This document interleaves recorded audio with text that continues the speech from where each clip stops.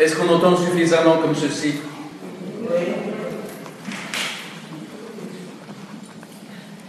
Ou est-ce que c'est mieux comme ceci? C'est mieux comme ceci. C'est mieux avec le micro?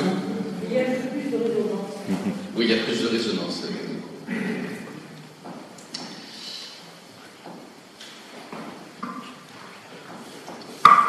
Je n'ai rien préparé. Parce que je prépare mes cartons. En fait, je suis surtout là-dedans. Ceci étant, j'ai quand même pensé un petit peu. Quel est notre horizon? L'homme a besoin d'un horizon. Il a besoin d'une visée, d'un but, d'aller vers. Il a besoin de cela. Et l'horizon s'est agrandi au fur et à mesure de l'histoire de l'humanité. L'horizon s'est agrandi au point qu'on est allé découvrir en Europe toute la terre entière. Il y avait besoin de cet horizon. Cet horizon s'est agrandi encore pour aller jusqu'à la Lune, et puis on rêve d'aller sur Mars, et puis on se demande s'il n'y a pas d'autres personnes qui existent dans l'univers. Voilà, l'homme a besoin d'un horizon, d'aller voir plus loin. Toujours. C'est quelque chose qui nous habite profondément. On ne peut pas se contenter simplement de ce qu'il y a ici. Hier, quand j'ai visité la famille,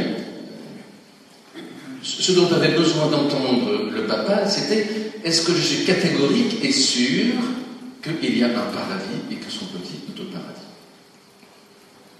C'était sa question. Est-ce qu'il y a un horizon ou pas?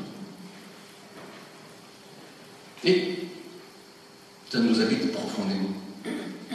Profondément. Je lui ai dit ma certitude personnelle qu'il avait besoin d'entendre ainsi. Et donc, ce besoin d'aller toujours plus loin ainsi, hein, cette espérance dont parle saint Paul ici, l'espérance qui ne déçoit pas.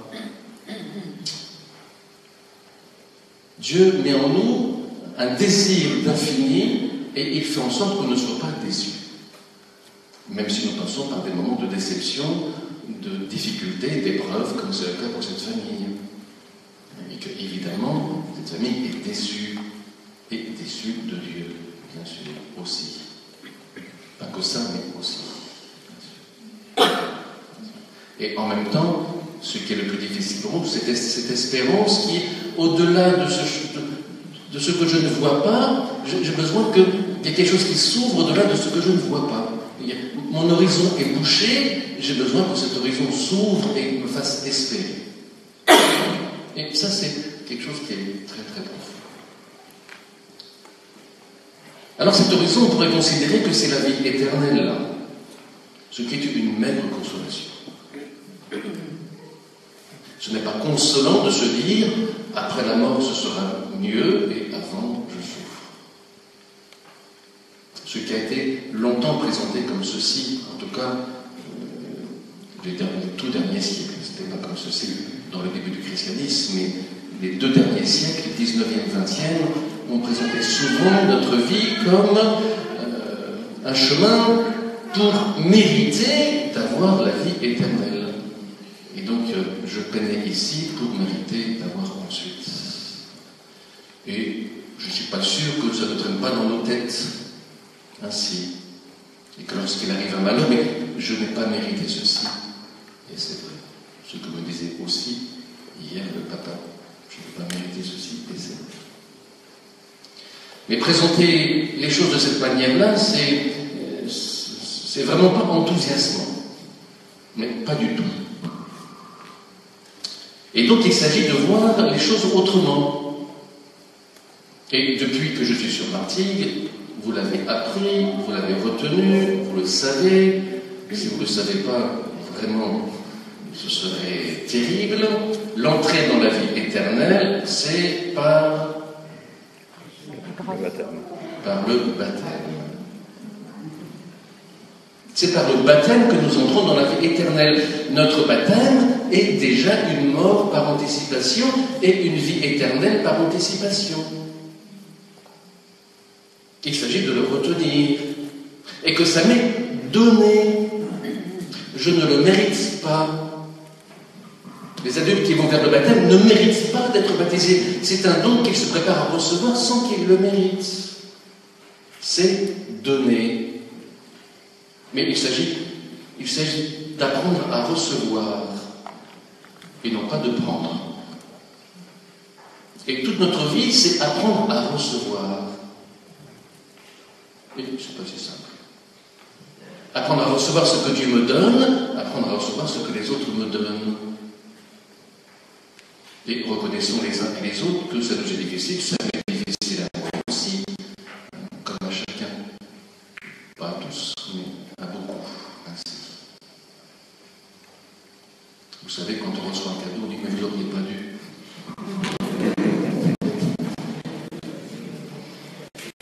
Ce qui veut dire que je reçois. C'est facile, on est gêné. On est gêné. C'est difficile de recevoir. Hier, je visitais quelqu'un qui ne voulait plus dépendre des autres, voilà, ayant été autonome toute sa vie, eh bien, le fait de devenir dépendante, ça lui était difficile de recevoir. Et si je dois devenir dépendant un jour, ça me sera aussi difficile. Bien sûr. Et en même temps, c'est cela la vie. C'est recevoir ces dons. C'est être dans un don que je reçois gratuitement et moi-même être dans le don que je donne gratuitement. C'est la vie. Vraiment, au plus profond. Et après, dans le baptême, c'est cela, c'est recevoir un don que je n'ai pas mérité qui me dépasse. Ainsi. Et qui me fait entrer dans un monde étonnant et nouveau que je n'ai jamais fini de découvrir. C'est ce que dit Paul, cette phrase qui est très belle.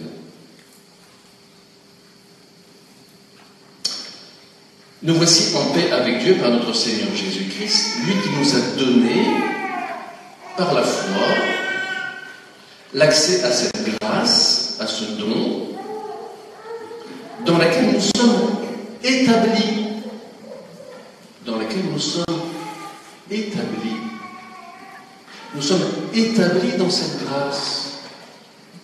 Nous sommes établis dans ce don que Dieu nous fait aujourd'hui. Et nous y sommes vraiment. Et que cette grâce, eh bien, je la reçois de multiples manières. Même si c'est évidemment parfois difficile, mais je la reçois vraiment. En toute épreuve, nous est donné des personnes, des paroles, des réconforts, qu'on reçoit les uns des autres et qu'on reçoit de Dieu en toute épreuve. Ainsi. Et c'est cette grâce qui nous fait vivre ainsi de cette vie.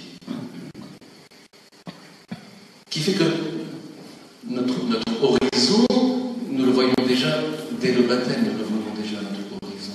Et nous en vivons ainsi. Et nous en vivons dès ici-bas. Et ce n'est pas quelque chose que j'ai à faire pour, non. Ça m'est donné. Et en même temps, ça m'est donné par le don de Dieu qui est venu aussi par la mort et la résurrection de son Fils. Jésus qui dit dans l'Évangile, si quelqu'un veut marcher à ma suite, qu'il renonce à lui-même, qu'il prenne sa croix et qu'il me suive. Parce que Jésus, il est passé par là aussi. Et que dans ma vie et dans notre vie, nous communions en même temps aux souffrances du Christ et en même temps à sa résurrection. Nous communions aux deux. Aux deux. Et cette grâce, elle nous est donnée en communion et aux souffrances et à la résurrection. Les deux nous sont donnés.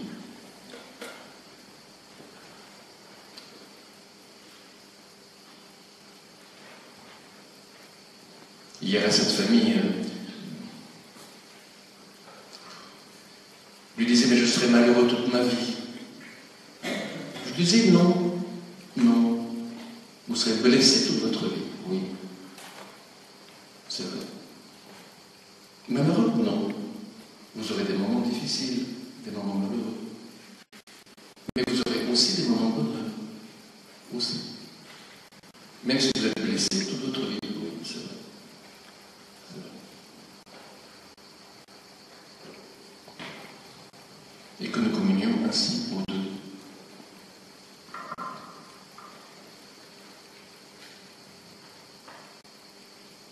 Vous comprenez à ce moment-là la force des martyrs qui vivaient déjà de cette grâce.